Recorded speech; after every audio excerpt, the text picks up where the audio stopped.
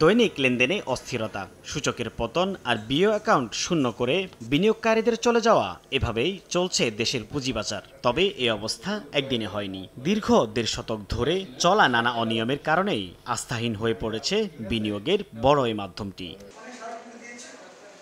বুধবার সকালে জাতীয় প্রেস ক্লাবে আয়োজিত সংবাদ সম্মেলনে পুঁজিবাজার বিনিয়োগকারী জাতীয় ঐক্য ফাউন্ডেশন দাবি করে, নিয়ন্ত্রক সংস্থার দুর্বলতাকে কাজে লাগিয়ে সিন্ডিকেট বাণিজ্যে সাধারণ বিনিয়োগকারীদের নিঃস্ব করে হাজার হাজার কোটি টাকা লুটে নিচ্ছে অসাধু চক্র।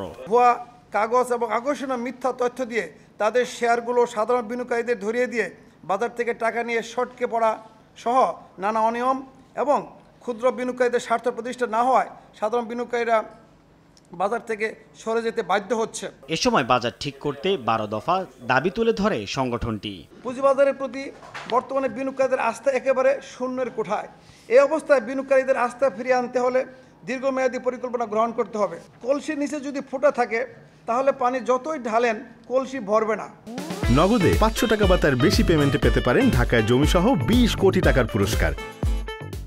সংগঠনটির আশঙ্কা, আসছে বাজেটে ২.৫% কর্পোরেট কর দিতে হতে পারে তালিকাভুক্ত কোম্পানিগুলোকে। এতে কমবে কোম্পানির আয়, দিন শেষে যা চাপতে পারে বিনিয়োগকারীদের ঘাড়ে। সাইফুল ইসলাম, সময় সংবাদ, ঢাকা।